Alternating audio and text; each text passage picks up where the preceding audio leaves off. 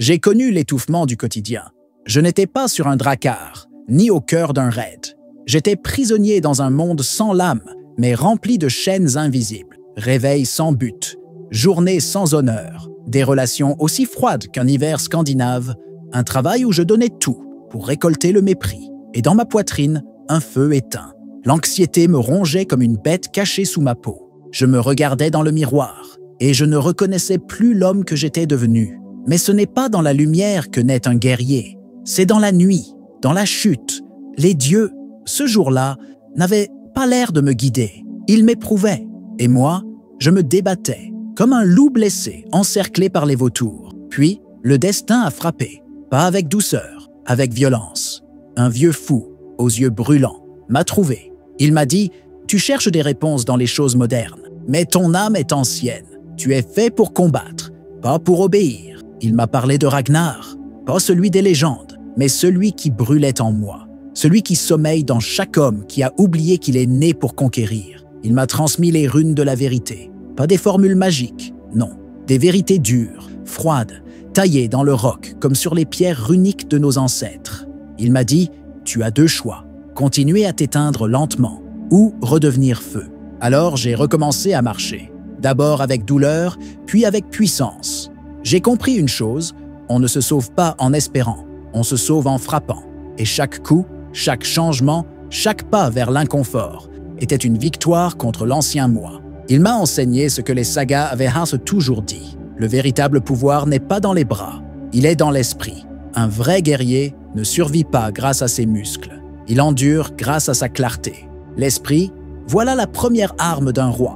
Et si tu m'écoutes jusqu'au bout, je vais te montrer comment en 7 jours, tu peux toi aussi briser le sortilège qui t'endort. Mais pas avec des mots doux, pas avec des promesses creuses, avec la hache du réel, avec la discipline, avec les lois des anciens. Parce que tu ne vis pas, tu dors, et je suis venu te réveiller. Ils pensent que les Vikings étaient pas seulement des bêtes sauvages avec des haches.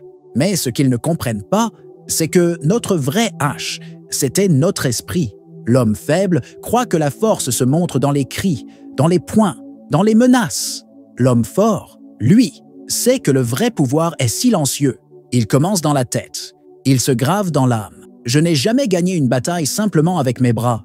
J'ai gagné parce que je savais où frapper, quand frapper, et surtout, pourquoi frapper. Le monde moderne fabrique des esclaves polis, des hommes qui ont oublié leur essence. Ils sont entourés de confort, mais vivent dans la peur, peur de tout perdre. Peur de ne pas être aimé, peur de déplaire. Tu ne peux pas prétendre être libre si ta paix dépend de l'opinion d'un autre. Un guerrier, lui, trace son propre horloge. Oui, le destin existe, mais pas comme une cage, comme une trame. Et chaque choix, chaque geste, chaque non-dit tisse le futur. Tu ne contrôles pas ce qui t'arrive, tu contrôles ta réponse. Et c'est là que se forge le véritable pouvoir. J'ai appris à accepter la responsabilité totale. Quand j'ai été trahi, ce n'était pas seulement leur faute. J'avais fermé les yeux. Quand j'ai échoué, ce n'était pas la malchance. C'était ma distraction. Quand je souffrais, ce n'était pas un châtiment. C'était un rappel. Et puis, j'ai senti le Amramr grandir en moi. Cette force intérieure que rien n'arrête. Cette capacité à changer ta forme, ton identité, ton destin, par simple volonté. Ce n'est pas une légende. Ce n'est pas de la magie. C'est la discipline. C'est l'engagement. C'est l'absence d'excuses. Tu crois que c'est difficile? Alors tu n'as jamais combattu pieds nus sur des rochers gelés. Tu n'as jamais traversé un fjord glacé pour conquérir une terre inconnue. Les anciens n'avaient rien, mais ils avaient la rage, la vision, la foi dans leur propre lame. Et chaque matin, quand j'ouvre les yeux, je me dis « Aujourd'hui, je n'attends rien, je prends tout. » Parce que si tu veux vivre comme un roi, tu dois d'abord penser comme un roi. Et les rois ne se plaignent pas, ils tranchent. La douleur, je l'ai longtemps crue ennemie, mais un jour, j'ai cessé de fuir et j'ai compris. Elle était mon professeur. Quand j'ai tout perdu, je me suis redressé. Différent, pas par fierté, par nécessité.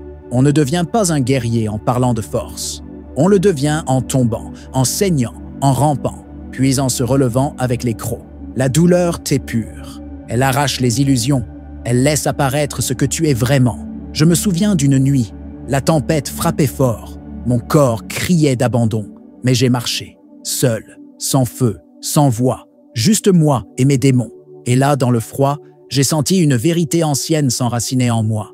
Là où d'autres voient la tragédie, je vois le rite, parce que chaque souffrance est une forge. Et si tu t'y tiens assez longtemps, tu ressors trempé, incassable. Tu veux savoir ce qu'est l'échec? Ce n'est pas de tomber, c'est de refuser de te relever. Ils craignent la douleur, parce qu'ils ne la connaissent pas vraiment. Ils s'inventent des souffrances imaginaires. Et si j'échoue? Et si on me juge? Et si je perds? Mais ces souffrances-là sont des spectres, des ombres. La vraie douleur, c'est celle du réveil à 5 heures quand ton corps te dit non. Celle de renoncer à la facilité, de rompre avec ce qui te ronge.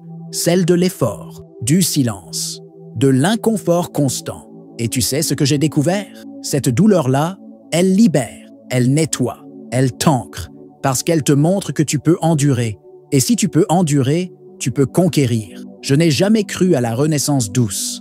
Les vrais changements arrivent dans la poussière, le sang et la solitude, pas dans le confort, pas dans la sécurité. Et une fois que tu as goûté à cette transformation, plus rien ne te fait peur, parce que tu sais ce que tu vaux.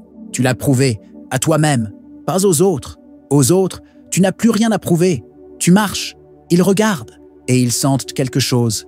Un feu qu'ils ont oublié, un rappel qu'ils auraient pu être plus. Il y a un moment, dans le combat, où tout devient silence. Plus de bruit, plus de pensée, seulement une clarté brutale. Tu es seul face à toi-même. C'est là que j'ai compris que la vraie bataille ne se gagnait pas avec les armes, mais avec la conscience. Pas la conscience molle et spirituelle que les faibles aiment réciter. Je parle de la lucidité du guerrier, celle qui te force à voir ce que tu es vraiment, sans masque, sans excuse. J'ai dû regarder dans mes ténèbres, et ce que j'y ai vu, c'était moi, mes mensonges, mes fuites, mais aussi ma puissance, brute, cachée sous des années de compromission. Et c'est là que le changement a commencé. Pas lentement, pas à moitié, avec rage, avec décision. Quand tu brûles les ponts, tu n'as plus qu'une direction, l'avant. L'esprit est comme un muscle. Plus tu le confrontes à l'intensité, plus il se transforme. La science moderne l'appelle neuroplasticité. Nous, on l'appelait adaptation du guerrier. Chez les forces spéciales scandinaves, ils ne forment pas des machines. Ils reforment des esprits. Ils te brisent, puis ils te reconstruisent. Pas pour obéir, mais pour endurer, pour frapper, pour dominer. Et le secret, il est simple. Expose-toi volontairement à ce que les autres fuient. La douleur, le doute, l'inconfort, chaque jour, chaque matin, chaque instant. Pas comme une punition, comme un rappel. Les anciens Vikings avaient un mot pour ça. Amor fati. Aimer le destin. Pas celui qu'on te vend, celui que tu choisis. Celui où tu dis qu'il pleuve ou qu'il tonne, je suis là. Je ne négocie pas avec la vie. Je l'embrasse avec férocité. Et à chaque fois que je tombe, je souris. Parce que chaque chute me rapproche de l'invincibilité. Tu veux renaître? Alors meurs à ton ancienne version. Celle qui attend, celle qui s'excuse, celle qui rêve au lieu de conquérir. Et dans les cendres, reconstruis-toi avec des os solides, une âme acérée et un cœur de feu. J'ai vu des hommes tomber, non pas parce qu'ils étaient nés faibles, mais parce qu'ils s'étaient trahis eux-mêmes. Tu peux porter une armure brillante, tu peux crier plus fort que tous. Si tu es ton propre ennemi, tu es déjà vaincu. L'auto-sabotage, c'est le poison lent. Il se cache dans les habitudes. Il murmure « tu le mérites » quand tu cèdes à ce qui te détruit. Il te dit « tu as fait assez » alors que ton potentiel hurle encore. J'ai connu ce poison. Dans les excès, dans les distractions, dans les plaisirs faciles. Et à chaque fois, je m'enfonçais un peu plus loin dans cette cage dorée. Mais je n'étais pas un homme libre. J'étais un captif poli. L'addiction n'est pas seulement une dépendance. C'est un renoncement à ta grandeur, à ton destin, à ta flamme. Un jour, j'ai regardé en face mes chaînes. Je ne les ai pas brisées par hasard. Je les ai frappées, encore et encore, jusqu'à ce qu'il ne reste rien. J'ai remplacé le plaisir immédiat par l'honneur, la récompense facile par la discipline brutale. J'ai lu l'histoire d'un homme, bien loin des fjords, un ancien SEAL, David Goggins, un homme qui a failli mourir dans sa médiocrité et qui s'est reconstruit, pas en douceur, mais avec une rigueur qu'aucune addiction ne pouvait supporter. Chaque matin, il se lançait dans l'enfer, non pas pour s'autodétruire, mais pour renaître. Et j'ai compris, l'addiction n'est qu'un test, une épreuve du feu. Si tu la traverses, tu gagnes un pouvoir que personne ne peut t'enlever. Les anciens avaient une image pour ça. Jarn Saksa, Une lame d'acier brute, capable de couper les tentations, pas par haine, par maîtrise. Le guerrier n'est pas celui qui ne sent rien, c'est celui qui ressent tout, mais ne se laisse gouverner par rien. Et quand tu maîtrises ça, tu n'es plus un simple homme, tu deviens une force. Un point fixe dans un monde de chaos. Quelqu'un que rien ne peut corrompre, ni détourner, ni dominer. Ils croient que la liberté, c'est faire ce qu'on veut.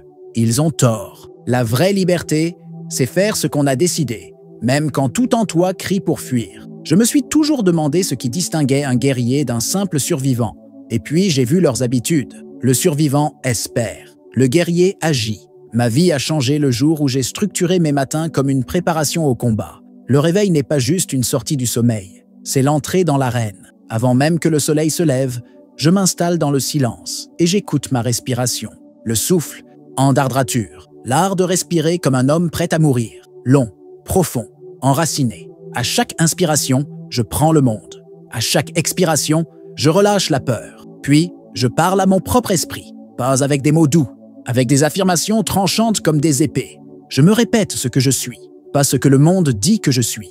Je suis la volonté, je suis le feu, je suis le sang du Nord. Et ces mots ne sont pas des fantasmes, ce sont des ordres. Je programme ma psyché comme on prépare un champ de bataille. Et chaque soir, je note, non pas ce que j'ai raté, mais ce que j'ai conquis. Pas de place pour la plainte, uniquement la victoire, même si c'est petit, même si c'est discret. Parce que le cerveau, lui, retient ce qu'on lui montre. Et si tu ne lui montres que tes défaites, il en fera ton identité. Mais si tu nourris ton esprit avec des preuves de ta propre grandeur, alors même l'échec devient un passage. J'ai vu dans les runes anciennes une vérité que les modernes ont oubliée. Ce que tu répètes, tu deviens. Ce que tu choisis d'ancrer dans ton quotidien devient ton essence. Et ceux qui pensent que ces rituels sont trop intenses, sont déjà perdus, parce qu'ils attendent de la motivation. Mais le guerrier, lui, s'entraîne même quand son cœur est vide. Et il trouve dans cette discipline une source d'énergie que les autres ne comprendront jamais. Tu crois que la routine est un piège? Non. Le vrai piège, c'est de vivre sans rituel, sans feu sacré, sans boussole. Le vrai piège, c'est de vivre comme si chaque jour n'était pas une guerre. Moi, chaque matin, je m'équipe. Et chaque soir, je rends compte à mes ancêtres. Le monde n'écoute pas les belles intentions. Il respecte ceux qui frappent, ceux qui font, ceux qui avancent même quand le sol tremble sous leurs pieds. On m'a souvent demandé « Ragnar, quel est le secret de ton ascension ?» Et je réponds toujours la même chose. J'agis, immédiatement, sans demander la permission, sans attendre que les étoiles soient alignées, parce que le doute tue plus que l'épée. Je l'ai vu de mes propres yeux, des hommes brillants, puissants, visionnaires, paralysés par une seule chose, le « et si ». Et si je rate? Et si je perds? Et si je ne suis pas prêt? Mais la vérité, c'est que tu n'es jamais prêt. Tu te prépares en affrontant, pas en pensant.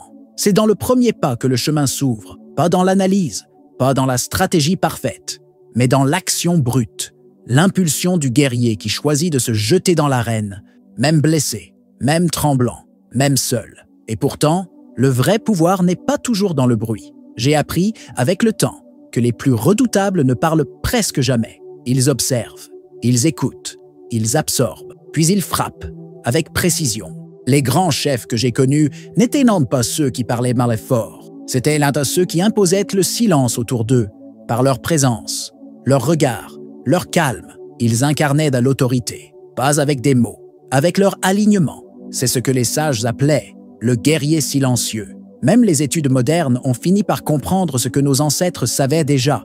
Celui qui parle peu et agit beaucoup crée un magnétisme naturel, un champ de force, une domination tranquille. Pas besoin de crier quand ta posture suffit à faire taire les faibles. Et cette posture, tu la gagnes avec la vertu, pas celle qu'on affiche, celle qu'on vit, l'intégrité quand personne ne regarde, le courage dans le doute, la loyauté même dans la solitude. C'est ce que nous appelions la digue, une droiture plus puissante que 1000 serments, un honneur qui se tient droit, même quand tout le reste s'effondre. Et c'est ça, au fond, le vrai combat, pas contre les autres, contre toi-même, contre tes distractions, tes excuses, tes trahisons internes. Alors voilà, tu sais maintenant, tu n'as plus d'excuses. Tu ne peux plus prétendre que personne ne t'a montré le chemin. Tu veux changer ta vie? Tu veux devenir celui que tu étais destiné à être? Ce n'est pas en une année, ce n'est pas dans 10 ans, c'est en une semaine, 7 jours, 7 levées de soleil pour faire basculer ta réalité. Mais ça ne viendra pas avec de la motivation, ça viendra avec de la guerre. Une guerre que tu vas mener chaque jour contre la version faible de toi-même, celui qui remet à demain, celui qui cherche l'approbation, celui qui se contente. Je ne suis pas né roi, je suis né homme, et j'ai saigné pour devenir légende. Tu veux marcher avec des épaules larges et une conscience droite? Alors proclame-le maintenant, pas pour moi, pour toi. Dis-le avec ton souffle, ton regard, ton cœur. Je suis né à nouveau guerrier. Et tiens cette parole comme on tient une épée. Ne la relâche pas, ne la trahis pas, parce qu'une fois que tu l'as dite, tu ne peux plus reculer. Tu dois l'incarner, tu dois la vivre, tu dois la mériter. Reprends les rituels, reprogramme ton esprit, réveille-toi tôt, respire comme un roi, affronte le froid, note tes victoires, nourris ton feu et surtout, frappe. Frappe ta journée avec tout ce que tu as. Tu verras, au bout de 7 jours, tu ne te reconnaîtras plus et le monde ne te reconnaîtra plus non plus parce que tu dégageras quelque chose que personne ne peut feindre, une présence, une puissance, l'esprit de Ragnar. Je ne crains pas la mort, mais je crains de ne pas vivre courageusement. Et toi, vas-tu vivre droit ou t'éteindre à petit feu dans le confort? Si tu as écouté jusqu'ici, alors tu es déjà différent. Tu n'es pas là pour te distraire, tu es là pour te transformer. Alors montre-moi, partage ton combat, dis-moi ce que tu vas détruire, ce que tu vas reconstruire. Écris-le, gravé dans les commentaires, comme une rune dans la pierre. Et souviens-toi, nous sommes peu, mais nous sommes les plus dangereux, parce que nous avons décidé de vivre. Maintenant, va et prends ce qui t'appartient, par le feu, par l'acier, par la volonté.